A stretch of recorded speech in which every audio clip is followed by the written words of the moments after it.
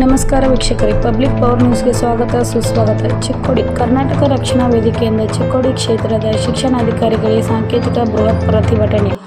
ಅಧಿಕಾರಿಗಳಿಗೆ ಬೇಕೇ ಬೇಕು ನ್ಯಾಯ ಬೇಕು, ಬೇಕೇ ಬೇಕು ನ್ಯಾಯ ಬೇಕು. ಧರಣಿಯೊಂದಿಗೆ ಸರ್ಕಾರಿ ಕನ್ನಡ ಶಾಲೆಗಳ ಸ್ಥಿತಿಗತಿ ಮತ್ತು ಮೂಲಭೂತ ಸೌಕರ್ಯಗಳ ಕೊರತೆಯ ಬಗ್ಗೆ ಮನವಿ ಸಲ್ಲಿಕೆ. ಚಿಕ್ಕೋಡಿ ಕ್ಷೇತ್ರದಲ್ಲಿ ಬಹುತೇಕ ಸರ್ಕಾರಿ ಕನ್ನಡ ಶಾಲೆಗಳಿಗೆ ಮೂಲಭೂತ ಸೌಕರ್ಯಗಳಿಲ್ಲ ಮತ್ತು ಶೀತಲಗೊಂಡ ಶಾಲೆಗಳನ್ನು ಪುನರ್ ನಿರ್ಮಾಣ ಮಾಡಬೇಕು.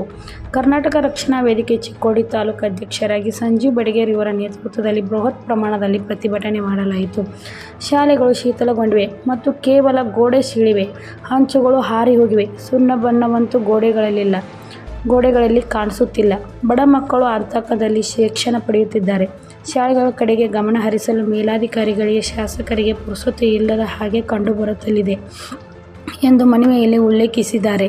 ಪ್ರತಿಭಟನಾ ಸ್ಥಳಕ್ಕೆ ಚಿಕ್ಕೋಡಿ ಉಪವಿಭಾಗೀಯ ದಂಡಾಧಿಕಾರಿಗಳು ಸುಭಾಷ್ ಸಂಗಾಮಿ ಆಗಮಿಸಿ ಸರ್ಕಾರಿ ಕನ್ನಡ ಶಾಲೆಗಳ ಬಗ್ಗೆ ಕೂಡಲೇ ಸಭೆ ಕರೆದು ಪುನರ್ ನಿರ್ಮಾಣ ಹಾಗೂ ಮೂಲಭೂತ ಸೌಕರ್ಯಗಳನ್ನು ಒದಗಿಸಲು ಪ್ರಯತ್ನ ಮಾಡುತ್ತೇವೆ, ನಮಗೆ ಕೆಲವು ಸಮಯ ನೀಡಿ ಎಂದು ಹೇಳುವ ಮೂಲಕ ಪ್ರತಿಭಟನಾಕಾರರ ಮನವೊಲಿಸುವಲ್ಲಿ ಯಶಸ್ಸನ್ನು ಕಂಡರು. ಡಿಡಿಪಿಐ ಸೀತಾರಾಮು ಅವರು ಕನ್ನಡ ಶಾಲೆಗಳ ಉಳಿವಿಗಾಗಿ, ತಮ್ಮ ಬೆಳವಣಿಗೆಗಾಗಿ ಸದಾ ಸಿದ್ಧರಿದ್ದೇವೆ. ಶೀಘ್ರದಲ್ಲಿ ತಮ್ಮ ಬೇಡಿಕೆಗಳನ್ನು ಈಡೇರಿಸಲು ಸರ್ಕಾರ ಮಟ್ಟದಲ್ಲಿ ಪ್ರಯತ್ನಿಸುತ್ತೇವೆ ಎಂದು ಹೇಳಿದರು.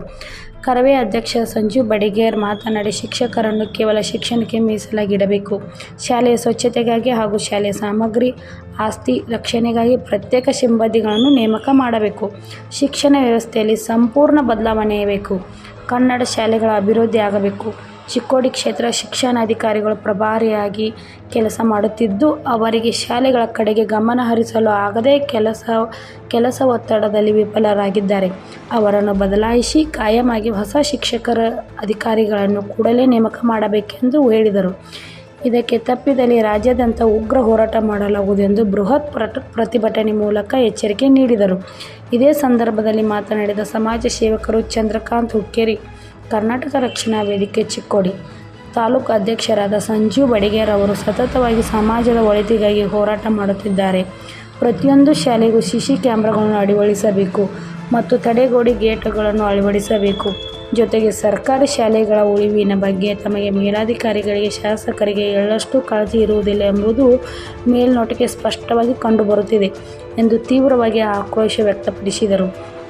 ಮತ್ತು ಪ್ರತಿಯೊಂದು ಶಾಲೆಗಳಲ್ಲಿ ಶುದ್ಧ ಕುಡಿಯುವ ನೀರಿನ ಘಟಕಗಳನ್ನು ಮಾಡಿಲ್ಲ ಎಂದು ಪ್ರತಿಭಟನೆ ಮೂಲಕ ಆಕ್ರೋಶ ವ್ಯಕ್ತಪಡಿಸಿದ್ದಾರೆ.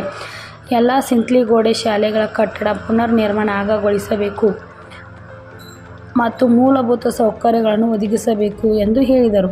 ಈ ಸಂದರ್ಭದಲ್ಲಿ ಪ್ರತಾಪ್ ಪಾಟೀಲ್, ಸುನಿಲ್ ತೇರ್ದಾಳೆ, ಸಂಜೀವ್ ಕಾಂಬ್ಳೆ, ಅನಿಲ್ ನಾವಿ, ಕಾನಪ್ಪ ಬಾಡ್ಕರ್, ರಫೀಕ್ ಪಠಾಣ್, ಅಮೂಲ್ ನಾವಿ, ಶಿವಾಜಿ ಕಾಡೆ, ಬಸವರಾಜ್ ಬಡಿಗೇರ್, ಮಾಳು ಕರೆನ್ನವರ್, ಸತೀಶ್ ಪೂಜಾರಿ, ಸಂಜು ಲಟ್ಟೆ, ಕುಮಾರ್ ಪಾಟೀಲ್, ರುದ್ರಯ್ಯ ಹಿರೇಮಠ್, ದುಂಡಪ್ಪ ಬಡಿಗೇರ್, ಸತ್ಯಪ್ಪ ಕಾಂಬ್ಳೆ, ಮೋಹನ್ ಪಾಟೀಲ್, ಶುಭಂ ಕದಂ ಸೇರಿದಂತೆ ನೂರಾರು ಕರವೇ ಕಾರ್ಯಕರ್ತರು ಉಪಸ್ಥಿತರಿದ್ದರು.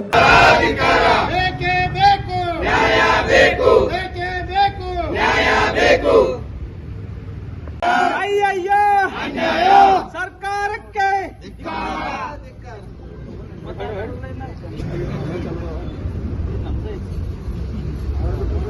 ಕನ್ನಡ ಶಾಲೆಗಳನ್ನು ಮುಣಿಸುತ್ತಿರುವ ಕರ್ನಾಟಕ ಸರ್ಕಾರಕ್ಕೆ, ಕನ್ನಡ ಶಾಲೆಗಳನ್ನು ಮುಣಿಸುತ್ತಿರುವ ಕರ್ನಾಟಕ ಸರ್ಕಾರಕ್ಕೆ ಬೇಕೇ ಬೇಕು ನ್ಯಾಯ ಬೇಕು, ಬೇಕೇ ಬೇಕು ನ್ಯಾಯ ಬೇಕು.